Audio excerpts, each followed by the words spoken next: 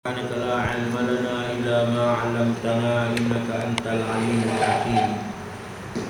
اللهم افتح علينا حكمتك وانشر علينا من خزائن رحمتك يا أرحم الراحمين. Yang dihormati ahli jawatan kuasa surau, seterusnya hadirin hadirat yang dirahmati sekalian. Alhamdulillah, kita bersyukur kepada Allah Subhanahu Wa Taala serta taufik dayanya. Walaupun dalam keadaan kita begitu letih dalam menguruskan korban dan sebagainya, namun kita dapat hadir bersama pada pagi ini. Mudah-mudahan kehadiran kita dapat berberkatan dalam memakmurkan rumah Allah, yang mana sebagaimana firman Allah Subhanahu Wa Taala, innama ya'muru masajidallahi man amana billah.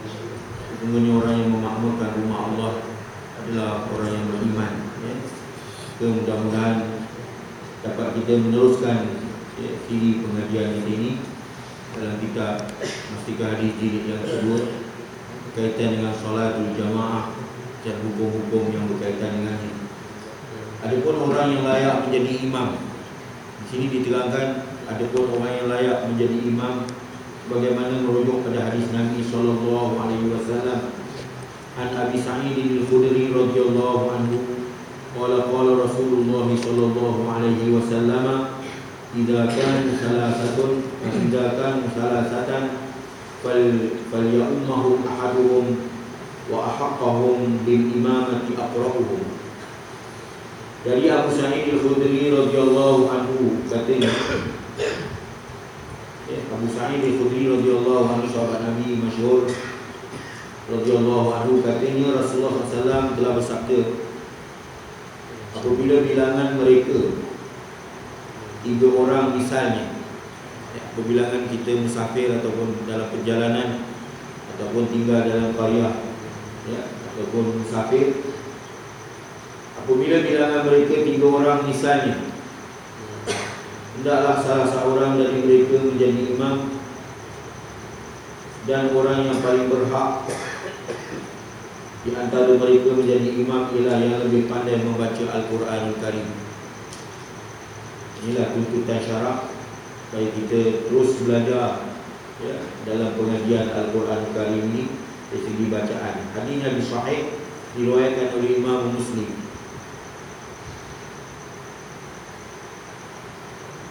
Begitu juga dari hadis Abi Mas'udin Al-Ansari, An Abi Mas'udin Al-Ansari radhiyallahu anhu qala Rasulullah sallallahu alaihi wasallam, ya ummul qauma aqra'uhum li kitabillah fa in kanu fil qira'ati sawa'an wa 'alamuhum bis sunnati fa in kanu fi sunnati sawa'an fa aqdamuhum hijratan fa in kanu fil hijrati sawa'an fa aqdamuhum silman wa la yu'ammana ar-rajulu fi sultanihi wa la yaq'ud fi baitihi ala takrimatihi illa biizni. Jadi Abu Mas'ud Al-Ansari, yang penduduk Madinah, ini seorang sahabat Nabi penduduk Madinah, meriwayatkan satu hadis radhiyallahu anhu katanya, Rasulullah SAW telah bersabda, orang yang layak menjadi imam bagi sesuatu kaum ialah orang yang lebih pandai membaca Al-Quran di antara mereka itu kaum.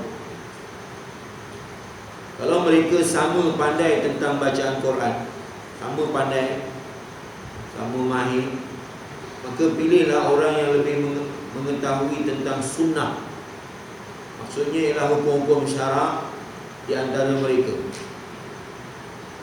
Itu peringkat dia, Kalau mereka juga sama pengetahuannya tentang hukum hakam syarak, iaitu sunnah-sunnah Nabi, maka pilihlah orang yang lebih lama berhijrah di antara mereka. Lama berhijrah, Mana ada lagi hijrah zaman sekarang, zaman Nabi dulu ada berhijrah. Tapi ini mungkin ditafsirkan dengan satu hadis yang lain, al-muhajiru man hajara su' wal mujahidu man jahada hawahu. Al-muhajiru man hajara su', orang yang berhijrah ialah orang yang meninggalkan keburukan. boleh ditafsirkan hijrah semasa. Orang yang meninggalkan keburukan, maksiat dan sebagainya, dia bertobat. Orang yang macam ini dulu, ya, didulukan. Wal muhajiru man hajar rasul, wal mujahidu man jahada hawahu. Semula orang yang berkorban ialah orang yang melawan hawa nafsu. Jadi berhijrah satu, orang yang berjihad satu. Jadi ditafsirkan dengan keadaan semasa, ya. Siapa Nabi kata kamu balik daripada satu peperangan kepada satu peperangan yang lebih besar, lebih dahsyat lagi, ya. Maka pilihlah orang yang lebih lama berhijrah di antara mereka. Kalau mereka juga sama tentang hijrahnya, tentang lamanya berhijrah itu sama, maka pilihlah orang yang lama dalam Islam, atau yang lebih tua umurnya dalam beragama Islam. Cari orang yang lebih tua umurnya dalam Islam.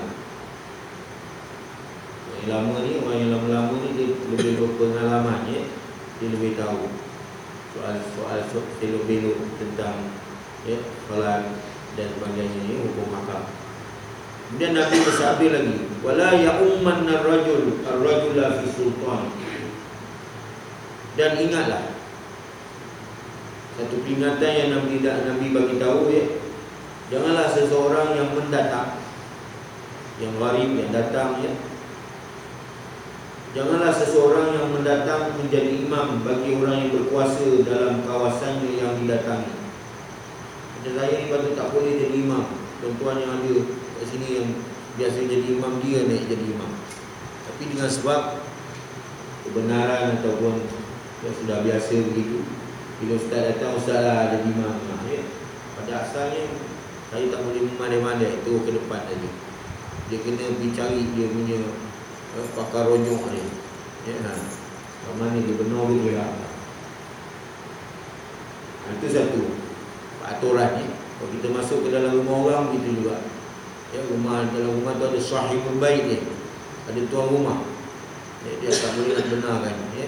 Melainkan dia benarkan ataupun dia izinkan, dia memang nak beri, ya, penghormatan, itu dibenarkan. Dan janganlah ia duduk di rumah orang itu di tempat duduknya yang khusus, melainkan dengan izinnya.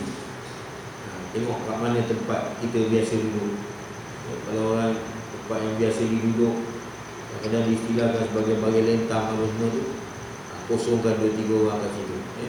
Siapa ada orang yang lebih diizinkan untuk duduk di situ.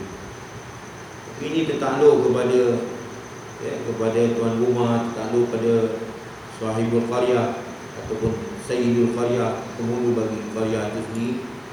Di mana-mana, ya, di masjid, surau, madrasah, kalau dibenarkan, ya. Tak ada, tak boleh lah kita duduk belakang, ya. Ataupun kita jual mahal sikit lah, ya. Jangan terus menonong saja. Hadis sahih diriwayatkan oleh Imam Muslim. Hadis ini menerangkan bahawa orang yang layak menjadi imam ialah orang yang lebih pandai membaca Al-Quranul Karim. Dan orang yang lain, ya, yang lebih layak, yang lebih pandai membaca Al-Quran dari orang lain di situ. Bukan sahaja setakat betul bacaannya menurut hukum tajwidnya sahaja, tetapi juga banyak menghafaz ayat-ayat dan surah-surah Al-Quranul Karim. Itu ditafsirkan begitu, ya.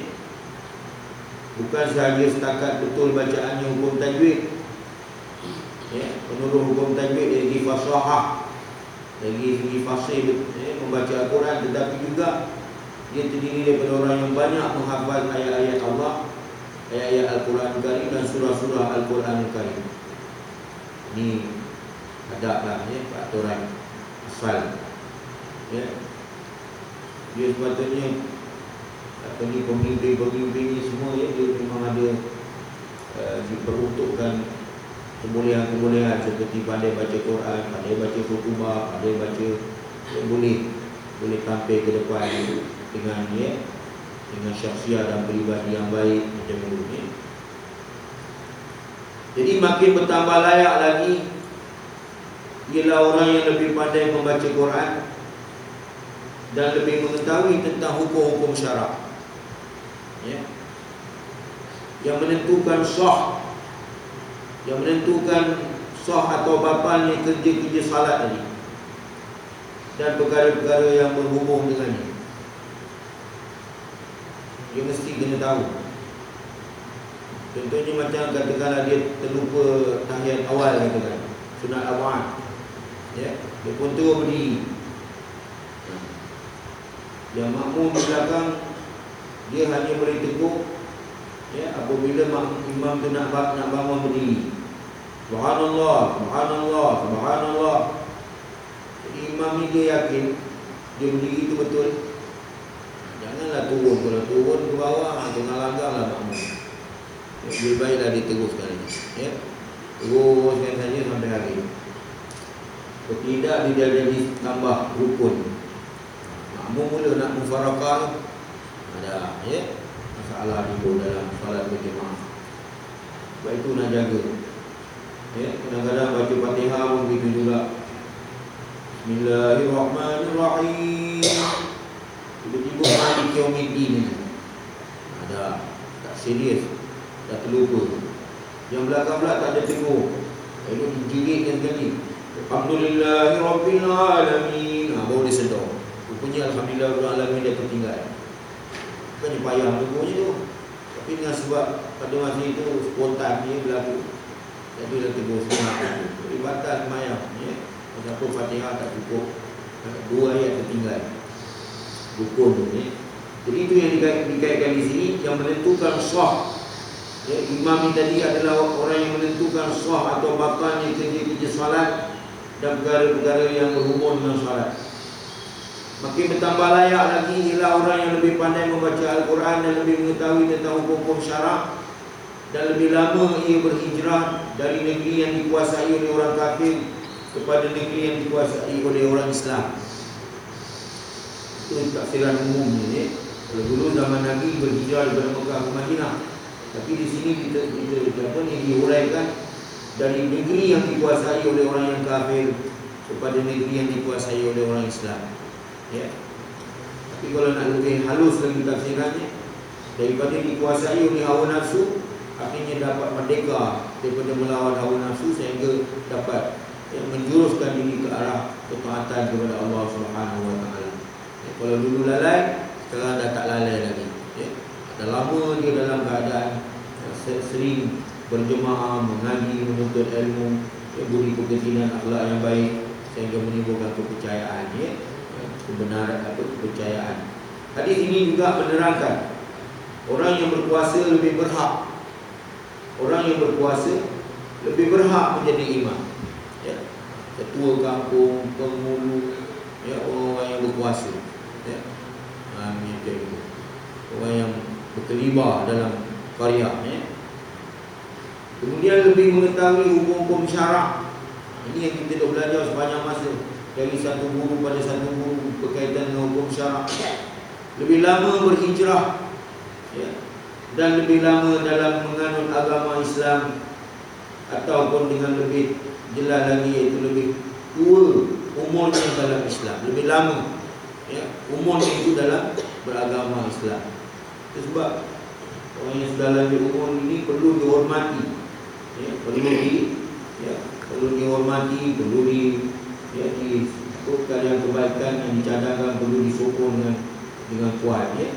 Kalau tidak, terabailah masyarakat kadang-kadang, ya. Alhamdulillah min zalik.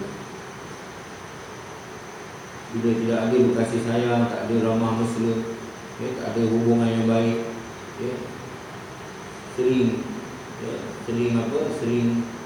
hempak mengempak, tumpas menumpas, sering, ya, menjatuh antara satu dengan yang lain, tidak ada kesepahaman dalam masyarakat. Ini semua boleh membawa kepada malapetaka dan bala bencana.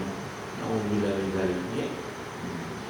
Baik, Allah Ta'ala suruh kita, ya ayyuhallazina amanu sabiru, wahai orang yang beriman, hendaklah kamu banyak bersabar, ya, wasabiru, dan lagi lebih bersabar lagi. Dari masa ke masa nak kena sabar banyak, ya, dalam menegakkan agama Allah, dalam menegakkan sisi pengajian agama dan sebagainya, pendidikan macam pengajian semua nak sabar, kepimpinan perlu tampil dengan penuh kesabaran. Hari-hari tu kita tengok takbir, takbir tu yang sebenarnya memberikan semangat pada kita. Takbir hari-raya tu cuba tengok, La ilaha illallah wa la na'budu illa iyyah. Wahai Tuhan kami, tidak kami beribadat melainkan kepada Engkau. Korban, penyembelihan, berkumpul umur, gotong royong, tolong menolong antara satu sama lain, saling bersepahaman, elakkan daripada perpecahan, itu termasuk beribadat pada Allah Ta'ala dalam hal-hal kan dituntut oleh syarak supaya berkata dengan kata yang baik-baik, boleh mendorong kepada berkasih sayang macam itu. Qaulun ma'rufun khairun min shadaqatin yatba'uha adha. Perkataan yang baik-baik lebih baik daripada pemberian yang diungkit-ungkit, macam itu. Supaya nak pulang paku buah keras apa semua, semua berbetulkan balik hubungan dengan baik, kuatkan, perkukuhkan kesatuan, perancangan dan sebagainya, semua nak diperkukuhkan dari masa ke semasa. Mukhlisina lahuddin walau kariyal kafirun. Mukhlisin tu maknanya ikhlas, jujur. Tak ada nak orang kata nak ada dendam kesumat apa semua, tak ada. Dendam berdendam tak ada. Mungkin tak ada. Pasal benda ni ikhlas, hati yang jujur, penuh keikhlasan, kejujuran. Mukhlisina lahuddin, ikhlas kerana agama. Ini adalah keikhlasan hubungan tadi, keikhlasan hubungan antara satu sama lain tadi, sehingga ke tahap walau karihal kafirun, walau dibenci oleh orang kafir sekalipun. Itu terang-terang terjemahan macam itu. Kalau sampai ke peringkat itu boleh berjaya, insya-Allah lah itu menempah kejayaan. Walau karihal kafirun. Tapi bukan bergaduh, berkelahi, tak ada. Dia cuma menimbulkan rasa kebencian orang Islam. Apa kebencian orang kafir terhadap orang Islam? Biarlah dia, itu hal dia punya pasal. Lakum dinukum waliyadin, bagi aku agama aku, bagi kau agama kau. Itu keputusan ni. Iaitu syakhsiah dan peribadi muslim hari ini, dari segi kekentalan jiwa, semangat mesti dipupuk dari semasa ke semasa. Patut dalam khutbah jemaah, dalam tazkirah dan sebagainya, bagi pulihkan balik semangat keimanan, semangat persaudaraan Islam, semangat ikhwah Islamiyah, persaudaraan itu mesti dipupuk dari masa ke masa. Di samping tidak ada menafikan tentang berdoa pun kena doa, sama-sama doa, itu sebab kena kuat semangat, semangat perjuangan membela agama, membela kebenaran macam itu. Itu sebab nak ada ilmu.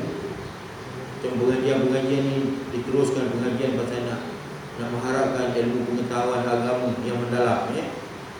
Jangan dikurang-kurangkan pengajian, ditambahkan lagi.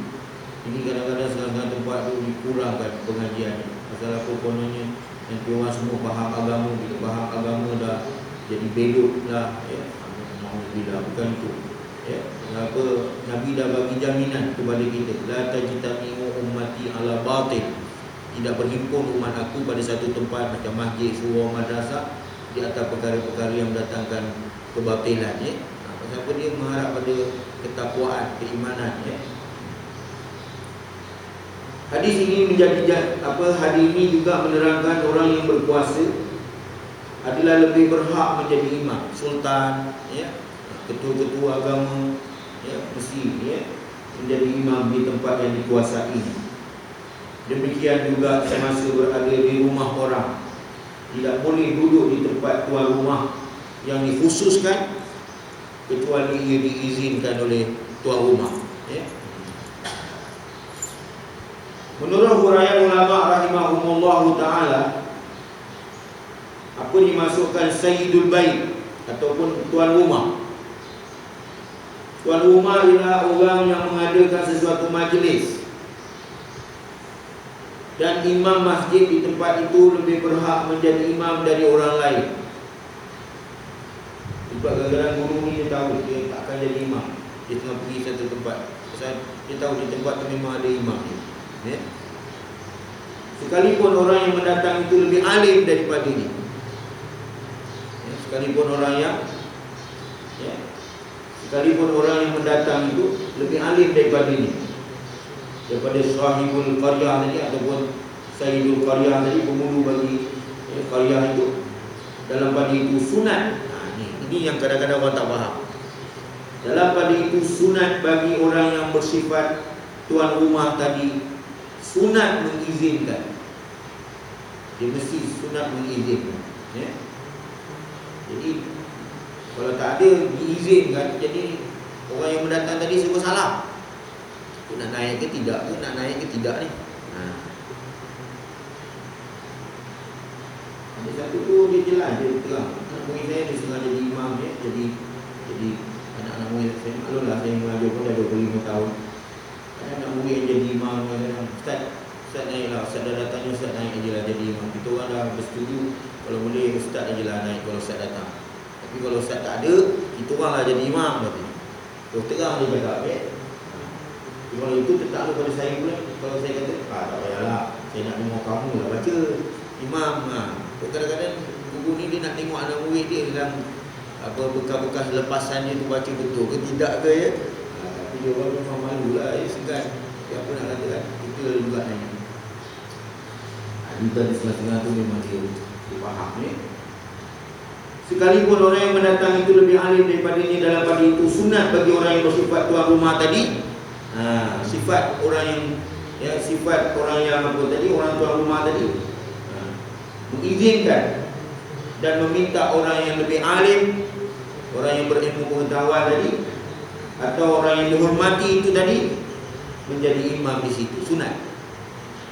Ini tak bagi peluang langsung. Kita datang dah lah jauh, sekali Allah tak bagi peluang. Kata orang kampung apa lah, dia juga yang jadi imam. Oh ni orang alim ulama datang daripada mana ni, biarlah dia naik jadi imam. Orang kampung kata lah dia tu kan. Itu maknanya dia tak habis belajar buku ni lah. Kalau dia belajar habis buku ni, dia mesti, ya, dia hormat, ya, bagi peluang. Ini tidak, dia juga naik. Tak ada orang lain.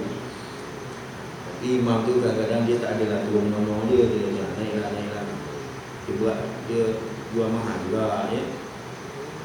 Kemudian juga kita tengok satu tajuk halus di sini, ya, tajuk yang kecil. Dikata imam hendaklah imam yang disetujui oleh sidang jemaah. Ini satu tajuk halus kecil dalam buku ni.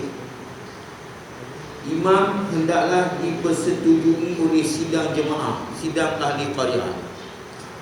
Satu hal juga tu, ahli qaryah mesti setuju yang dia tu jadi imam. Cuba tengok hadis, apa dalil? An Abi Hurairah radhiyallahu anhu, ani Nabi sallallahu alaihi wasallam qala, la yahillu li rajulin yu'minu billahi wal yawmil akhir. Dikaitkan tu dengan akidah, pasal beriman dengan Allah dan beriman dengan hari akhirat. An ya'umma qauman illa biiznihi wa la yakhusha nafsahu bida'watin dunahum fa in fa'ala faqad khanahum. Rawahu Abu Daud. Kalau ada orang ni, ya, tinggal kita boleh fikir pemimpin ikut suka hati ni, mesti atas dasar persetujuan seluruh, ya, umat Islam macam itu, ya. Tak boleh berpecah belah. Kalau pecah belah pun berdosa, ya. Itu disuruh kita berpegang teguh, waqtasimu bihablillahi jami'an wa la tafarraqu. Berpegang teguhlah kamu dengan tali Allah, janganlah kamu berpecah belah.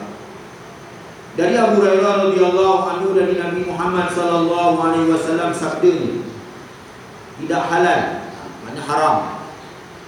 Tak halal tu haram lah maknanya, tapi Nabi tak kata haram, Nabi kata tidak halal, tidak dibenarkan, ya. tidak dibenarkan, tidak halal bagi seseorang yang beriman kepada Allah dan beriman kepada hari akhirat. Ini dia ada kaitan akidah. Iman dengan Allah, iman dengan hari akhirat ini termasuk daripada rukun iman. Tak pernah tengok Allah, wajib beriman dengan Allah. Tak pernah tengok hari kiamat, tapi wajib beriman dengan hari kiamat. Maksudnya tidak halal bagi seseorang yang beriman kepada Allah dan hari akhirat menjadi imam bagi sesuatu kaum, melainkan dengan izin mereka itu kaum. Izin mereka itu kaum. Maka tidak halal baginya berdoa untuk dirinya semata-mata. Adakah baca kunut lagi, Allahumma dini fiman hadai wa afini fiman afai wa tawallani fiman tawallaina. Macam mana tu? Ini semayang berjemaah ni. Allahumma hdina fiman hadai wa afina fiman afai. Oh betul. Ini dia baca seseorang ni. Allahumma rabbi, Allahumma rabbi, Allahumma rabbi. Jadi tidak halal bagi seseorang yang beriman kepada Allah dan hari akhirat menjadi imam bagi sesuatu kaum itu melainkan dengan izin kaum itu. Ini kita dah setuju dah. Dia yang jadi imam, tak ada orang lain. Kalau nak lantik satu dua orang boleh lah, tapi atas persetujuan juga. Dan tidak halal bagi imam tadi berdoa untuk dirinya semata-mata dengan tidak berdoa untuk mereka itu bersama. Kena sama-sama. Rabbana atina fid dunya hasanah. Rabbana zalamna anfusana. Semua jamak. Ramai semua. Kalau dia berbuat demikian juga, ini kalau dia naik jadi imam juga sedangkan masyarakat tak setuju ataupun kaum tadi tak setuju ataupun dia doa baca sendiri-sendiri, kalau dia berbuat demikian juga, maka sesungguhnya bermakna dia telah mengkhianati mereka itu. Mengkhianati mereka itu. Bahawa riwayat-riwayat hadis ini orang yang dipercayai dan boleh dipegang riwayatnya. Mana perawi-perawi hadis ni yang saya baca ni boleh dipegang riwayat hadis ni. Jadi tuan-tuan sekalian, inilah kadang-kadang kita terlepas pandang. Jadi persetujuan sidang jemaah terhadap imam adalah satu perkara yang diambil berat oleh agama Islam. Jangan sampai imam kena angkat. Tengah baca Bismillahirrahmanirrahim, datang jemaah, angkatnya tu imam. Letak angkat dekat pagar. Habis. Jadi fitnah. Na'udzubillah min dzalik. Itu berlaku di kamulah sebut tempat ni. Jadi doa yang dikendaki imam membacanya untuk dirinya dan untuk makmum bersama dalam sembahyang ialah doa kunut, iaitu Allahumma hdini, hendaklah dibaca dengan Allahumma hdina. Ya Allah, ya Tuhan kami, berilah petunjuk kepada kami semua. Adapun tentang doa-doa yang lain, mulai dari doa iftitah, katakan doa iftitah Allahu akbar kabira walhamdulillahi katsira wa subhanallahi bukratan wa asila wajjahtu. Dia tak kata wajjahna. Wajjahtu wajhiya lilladzi fatara samawati wal arda hanifan musliman wa ma ana minal musyrikin itu. Dan seterusnya hendaklah dibaca oleh imam dan makmum menurut lafaz asalnya. Dia kata macam ni. Timbul pula hujah kan, itu baca doa kita tu kan, baca seorang-seorang tu. Allahu akbar kabira wajjahtu wajhiya lilladzi, aku hadapkan wajahku. Kenapa tak wajahna? Yang itu memang dah dia punya lafaz asalnya memang berseorangan. Itu tak boleh berubah lah.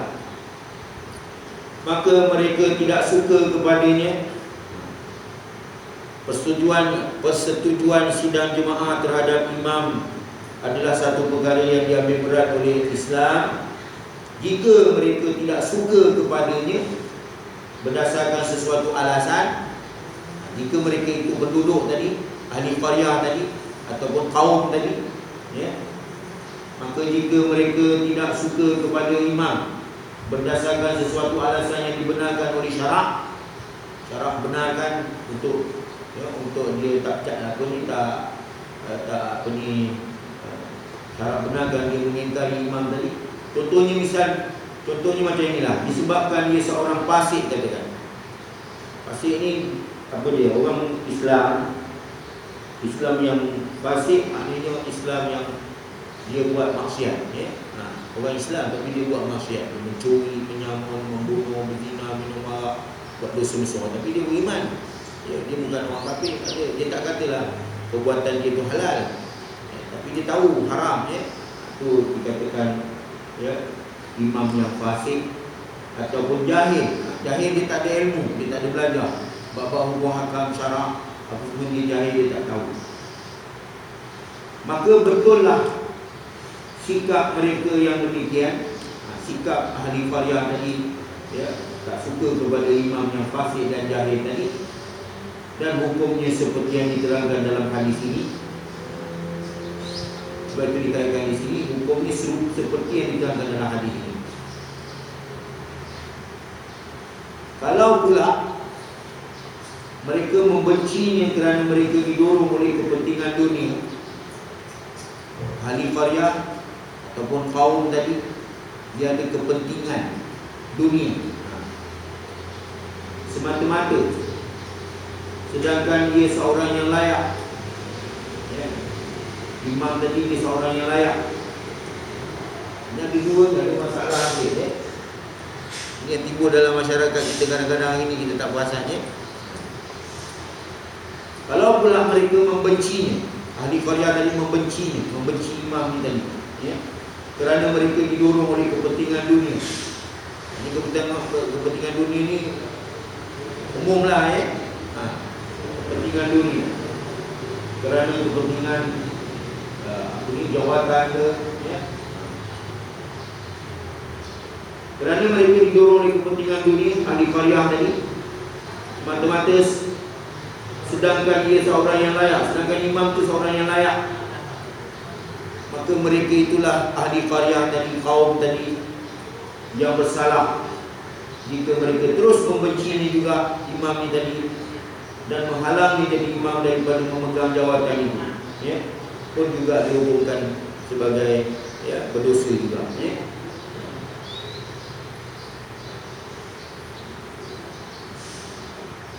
Ini ada tajuk kecil pula di sini. Jangan memanjangkan bacaan sembahyang. Ini sampai orang berdiri pun lemuk. Saya tak tahulah pula kalau saya sembahyang tadi panjang bacaan. Okay. Tak bagi panjang bacaan. Ya. Betul.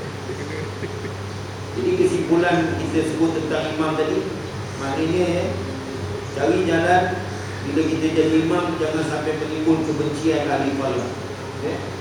Apa yang kita lakukan, apa yang kita laksanakan mesti atas persetujuan ahli qaryah, ya. Kalau nak baca panjang pun kena, ya. Wahai ahli qaryah semua, saya hari ni nak baca panjang, boleh izinkan? Kata ahli qaryah lah, baca je qul huwallahu dah lah. Baca lah qul huwallahu, ya. Ini wal fajri qul huwallahu dah lah. Orang nak balik Wal asri tak ada, ya? Wal asri tak ada, Wal asri ke? ada tak ada. Wal fajri je. Wal fajri je. Ya. Wal asri tak ada, wal fajri je. Ya. Ada pula dalam tawakai di sana. Ada surah lain, surah gajah ni juga. Ada. Dipun kalau asyik surah itu je, ya. Itu dia. Itu maksud tajuk yang kecil di sini. Dia kata jangan memanjangkan bacaan sembahyang. An Abi Hurairah radhiyallahu anhu anna Rasulullah sallallahu alaihi wasallam qala idza shalla ahadukum lin-nasi falyukhaffif fa inna fihi mudha'if was-saqim wal-kabir wa idza shalla ahadukum li nafsihi falyutawwil ma syaa. Rawahu Imam Al-Bukhari. Jadi Abu Hurairah radhiyallahu anhu sahabat Nabi masyhur namanya Abdurrahman bin Sa'id, di antara sahabat Nabi yang paling banyak meriwayatkan hadis, ya. Bahawa Rasulullah SAW telah bersabda, apabila salah seorang dari kamu menjadi imam sembahyang, maka hendaklah ia mengamalkan bacaan sembahyang yang pendek-pendek. Betul lah, kalau itu ayah saya dulu kata, "Mat, kau baca pendek je, tak harap orang nak diri." Betul. Pesan, ya. Kerana dalam sembahyang berjemaah itu,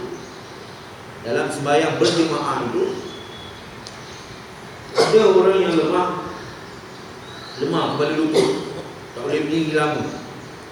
Ada yang macam nak tumbang tanpa lama. Dan ada orang sakit, sakit perut, sakit kepala, pening, Dan ada orang yang sudah lanjut umur, sudah tua. Ada 3 jenis. Bila kita sembahyang berjemaah aja, di belakang kita tu ada orang yang ada orang yang lemah lolai, dan ada orang yang sakit, dan ada orang yang sudah lanjut umur. Sebaliknya, apabila salah seorang dari kamu sembahyang seorang diri, malam-malam bangun tahajud ke apa ke, seorang diri sembahyang, maka bolehlah dia memandangkan bacaan sembahyangnya menurut yang dikehendaki. Maksudnya kalau dia nak sembahyang seorang-seorang, kalau dia sembahyang seorang-seorang, dia nak panjang mana jalan lah. Sampai nak repeat pun seorang-seorang hantar. Sampai nak lepah ke apa, seorang-seorang tak kisah. Tapi kalau berjemaah, kena raihkan berjemaah. Tak kira Zuhur, Asar, Maghrib, Isyak, Subuh. Tapi di orang begini pula janganlah mengkeduduk macam buat kudung pula, laju pula. Sampai kau orang boleh, sampai orang tak sempat baca Fatihah, sampai tak cukup apa pun tak boleh juga. Dia elok-elok sederhana. Khairul umuri awsatuha, baik pekerjaan ialah bersederhana.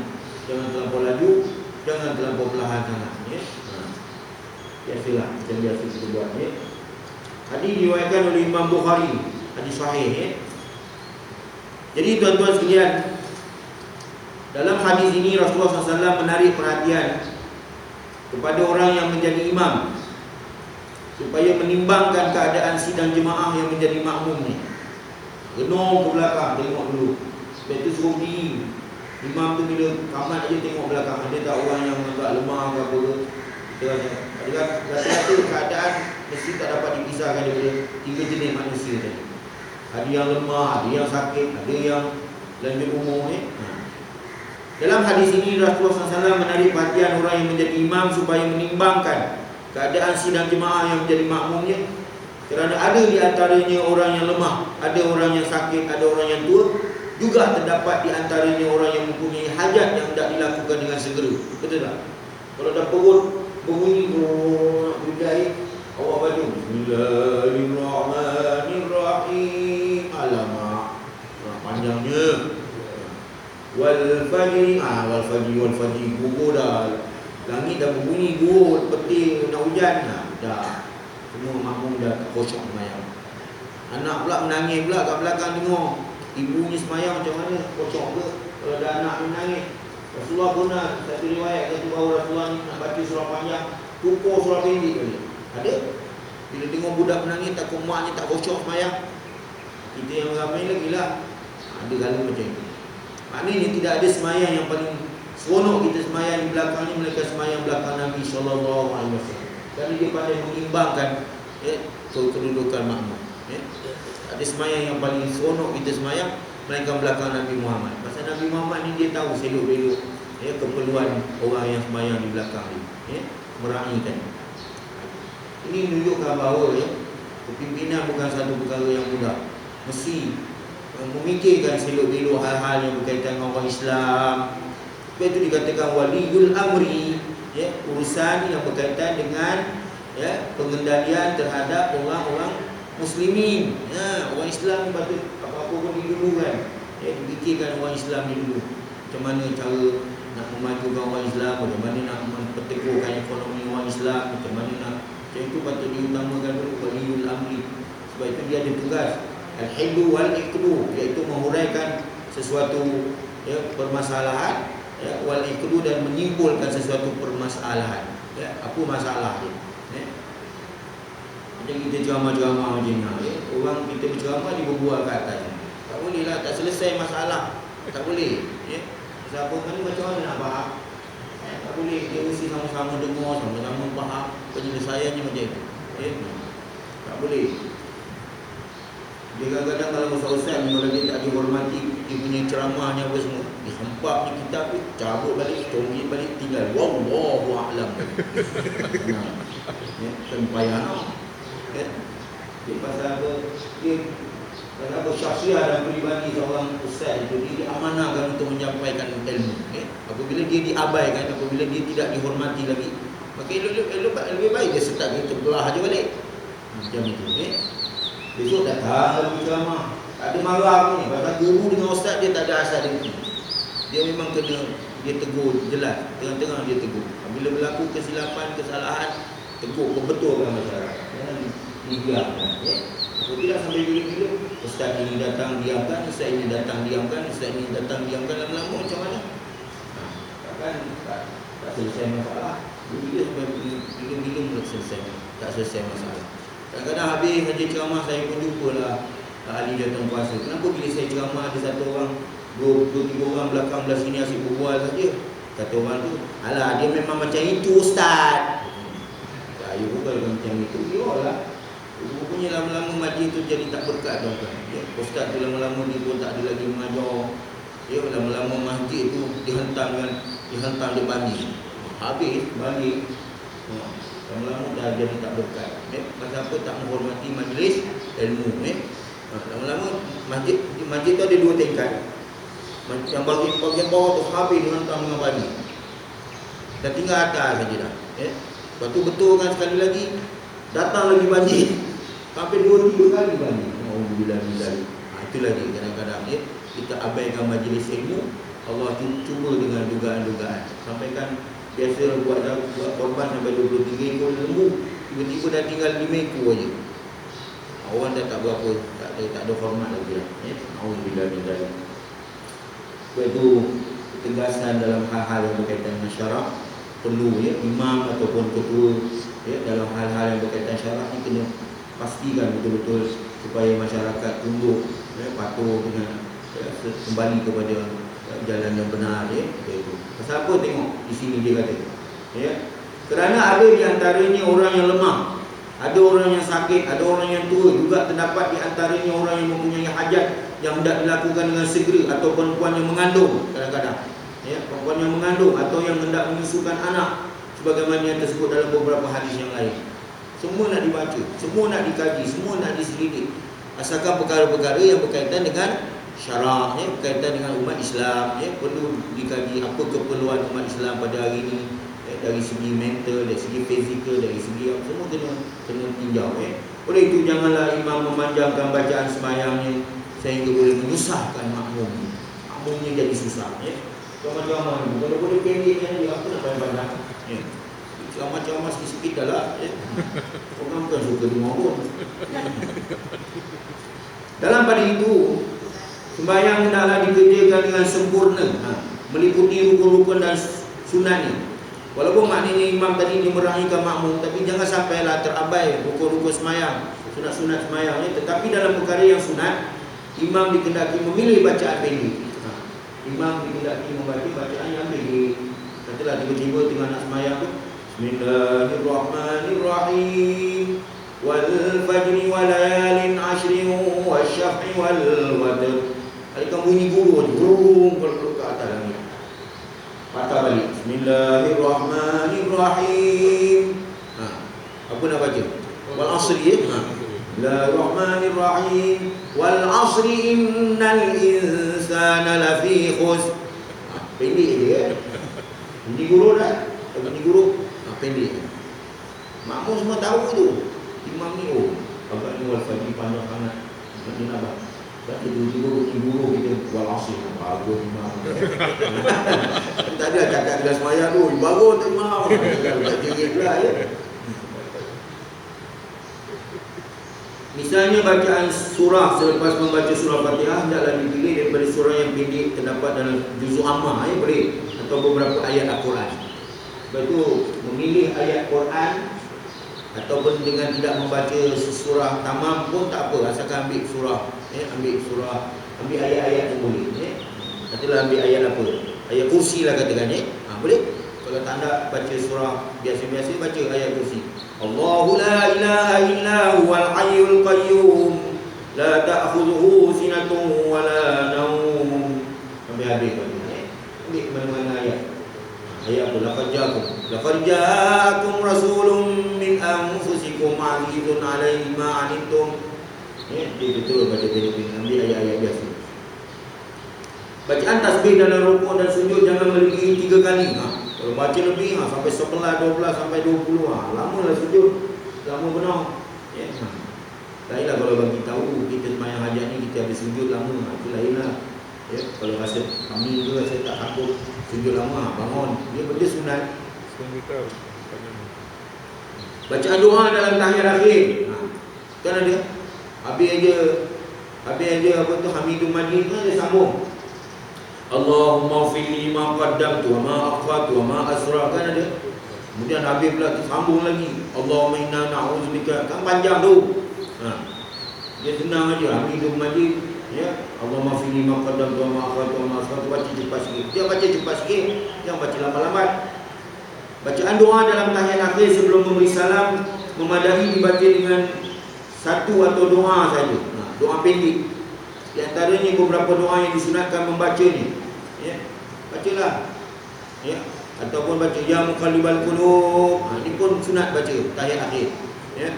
Ya muqallibal qulub daripada selawat. Ya. Hamidum Majid tu. Terus Allahumma fini ma qaddam wa ma akhar sampailah akhir kita baca Allahumma ya muqallibal qulub sabbit qulubana ala dinika wa ala ta'atik. Ya. Boleh. Sampailah bagi salam. Adapun membetulkan shaf dan merapat-rapatkan celah-celah sembahyang pun itu juga dituntut oleh syarak, ya. An Anas radhiyallahu anhu an Nabi sallallahu alaihi wasallam, ya. Qala sawu sufufakum fa inna taswiyata sufuf min iqamatis shalah. Ini setengah ulama dia ambil, ya, dalil ini sebagai untuk membetulkan shaf. Sebaliknya jika sidang jemaah di situ terhad bilangannya dan mereka bersetuju supaya imam memanjangkan bacaannya, katalah ada setengah-setengah tempat kita pergi, ya, bilangan begitu terhad sangat, kemudian kita dapati bilangan yang hadir itu boleh dikatakan umur 40 tahun ke atas, katakan, ya, boleh bertahan lah. Jadi pada masa itu, ya, sebaliknya jika sidang jemaah di situ terhad bilangannya dan mereka bersetuju supaya imam memanjangkan bacaannya. Kadang-kadang memang dia cakap dengan imam, "Mam, bacalah panjang sikit. Dah lama tak sembahyang panjang ni. Sekali-sekali bacalah panjang sikit," katanya, ya. Itu salahnya. Meliputi surah-surah Al-Quran dan doa-doa sembahyang, maka bolehlah ia berbuat demikian, imam tadi.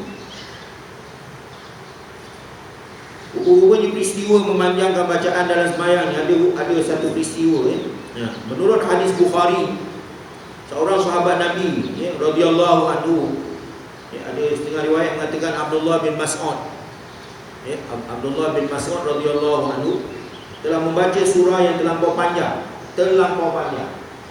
ya, semasa dia menjadi imam. Lalu sampailah, ya, peristiwa itu diadukan oleh sahabat yang lain kepada Nabi, ya, dia mengadulah pada Nabi, "Ya Rasulullah, dia Abdullah bin Mas'ud panjang baca, kami tak tahan, kami tak sanggup berdiri." Lalu ditegur oleh baginda kerana perbuatannya itu menyusahkan sidang jemaah itu.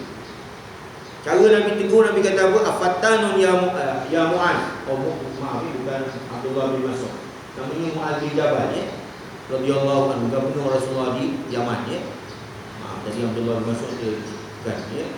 Afattanun ya Mu'adz. Sebab disebut kata Mu'adz tu. Afattanun ya Mu'adz, adakah kau membuat fitnah wahai Mu'adz? Adakah kau membuat fitnah wahai Mu'adz? Adakah kau membuat fitnah wahai Mu'adz? Maknanya buat fitnah ni makna luas. Ada fitnah dengan makna, ya, pembohongan, ada fitnah maknanya khianat, ada fitnah dugaan, ada fitnah dengan makna cabaran, ya. Wala tasabanna dalam ayat yang lain, ya, ahasibannas ayyutraku ayyaqulu amanna wa hum la yuftanun. Adakah menyangka manusia, ya, ahasibannas, adakah menyangka manusia bahawa mereka telah beriman sudah cukup, sedangkan mereka tidak dicuba, diduga berbagai cubaan, anak, isteri, adik-beradik, pola medan rumah, harta benda, kekayaan, kemewahan, kesenangan, semua cubaan, ya, dugaan, ya. Ahasiban nas ayyutraku ayyaqulu amanna wa hum la yuftanun. Adakah menyangka manusia bahawa mereka telah beriman sudah cukup, sedangkan mereka tidak diduga, tidak dicuba dengan fitnah dan sebagainya, ya. Jadi di sini Nabi kata pada Mu'ad, afatanu ya Mu'ad, adakah kau membuat fitnah wahai Mu'ad? Maksudnya, adakah kau mendatangkan fitnah dengan sebab memanjangkan bacaan dalam sembahyang? Belum diusahkan. Bagi orang yang sembahyang seorang diri, disunatkan membaca lebih dari 3 kali untuk mendapat pahala yang lebih. Macam subhanallah. Nantilah kita sembahyang seorang macam kita rokok sujud tu, biasa kita baca subhanallah bil azim wa bihamdi subhanallah bil ala wa bihamdi, baca 3 kali kan. Tapi kalau tengok dalam kitab ni dia kata sunat kita panjangkan sampai 9 kali, 7 kali ganjilkan lebihkan daripada 3 kali. Itu kalau sembahyang seorang. Tapi kalau sembahyang imam tak bolehlah paling panjang. Dari Anas bin Malik radhiyallahu anhu, dari Nabi Muhammad sallallahu alaihi wasallam sabda ni, betulkanlah saf-saf saf-saf barisan ataupun saf-saf kamu semasa sembahyang berjemaah, kerana sesungguhnya membetulkan saf itu adalah dari amalan dalam mengerjakan sembahyang dengan sempurna. Ini setengah-setengah ulama yang gunakan perkataan ni. Bila dia nak kamat aja, di kamat dia baca qala Nabi sallallahu alaihi wasallam sawu sufufakum fa inna taswiyata sufuf min iqamati shalah. Kemudian barulah dah lurus mushaf, barulah kamat. Tapi ada setengah tak setuju sebab dalam kamat tu ada sebut qad qamatis shalatu qad qamatis shalah. Itu ada qad qamatis shalatu qad qamatis shalah, baru ada katakan pada masa itu baru digalakkan kita bangun. Tapi sebenarnya kalau imam dia ada kuasa untuk menyuruh makmum bangun untuk meneruskan solat dulu. Kita fikir macam itulah, kalau boleh dia ada faktoran apa-apa pun kan.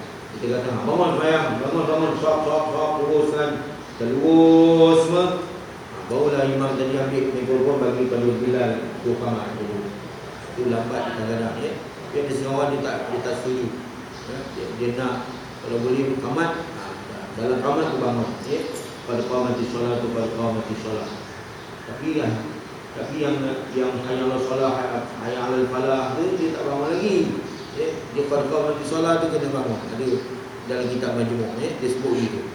Pasal apa saya pernah saya ceramah macam ni, saya tekankan persoalan nak membetulkan solat, nak luahkan solat ni, saya pernah tegur.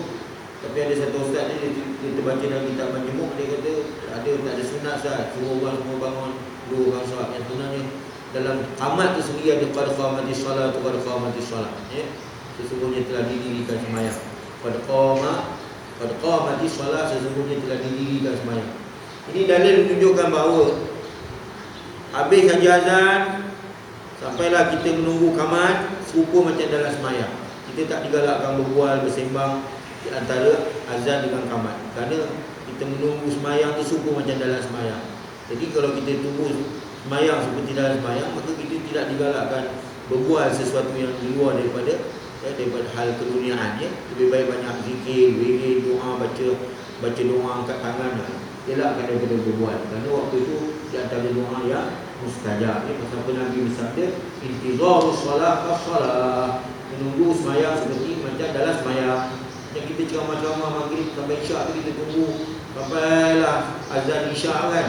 Itu semua macam dalam sembahyang juga tu, kalau ikut semua kan. Pasal menunggu antara maghrib dengan isyak dalam bukan turun Jadi di sini diterangkan betulkan saf ataupun betulkan saf ataupun barisan solat kamu semasa sembahyang berjemaah, kerana sesungguhnya pembetulan saf-saf itu adalah daripada amal mengerjakan sembahyang dengan sempurna.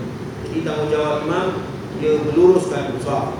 Pasal apa dalam satu riwayat Rasulullah SAW membetulkan saf-saf kami seperti menyusun mata anak panah ini besaran panah ataupun dia punya panah tu Nabi luruskan betul-betul jangan ada yang panjang pendek. Jadi saf perlu diluruskan. Tak boleh marah lah pada imam kalau dia betul-betul kan. Makmum kena faham lah bahawa di sana tuntutan yang diberikan kepada imam supaya memperbetulkan saf-saf sembahyang. An Aisyah radhiyallahu anha Nabi sallallahu alaihi wasallam qala innallaha malaikatahu yusalluna 'alal ladzina yusalluna 'alal ladzina yasiluna sufufa wa man sadda furjatan rafa'ahu Allahu biha darajatan, rawahu Imam Ahmad. Ya. Kalau tak sempat saya nak uraikan dari terjemahkan hadis ini dari Aisyah radhiyallahu anha, dari Nabi Muhammad sallallahu alaihi wasallam sabdanya, sesungguhnya Allah memberi rahmat, Allah belas kasihan kepada kita semua, dan malaikatnya juga mendoakan bagi orang-orang yang masuk menutup celah-celah syaf sembahyang serta orang-orang yang merapatkannya. Jadi syaf sembahyang ini termasuk dalam ibadat. Jadi kalau kita dituntut dari syarak, bila nampak kosong aja syaf, maka pihak yang ada sebelah menyebelah kosong tu mesti membenarkan orang lain masuk ke dalam syaf supaya dapat dipenuhkan syaf, walaupun dalam keadaan begitu tidak selesa, nak bertakbir nak apa. Itu tak penting, yang penting dapat merapatkan syafnya. Jadi kadang-kadang nak marah bila rapat aja, kau juga jauh sikit, aku nak takbir susah. Ini orang masjid punya luas punya ini pun kau nak rapat-rapat. Sekarang takbir orang nak dia punya, itulah kawan itu. Tak boleh, elak. Kenapa kalau sampai nak takbir susah pun tak boleh, masih soal lagi. Dua bapa itu mula dia kasih sayang.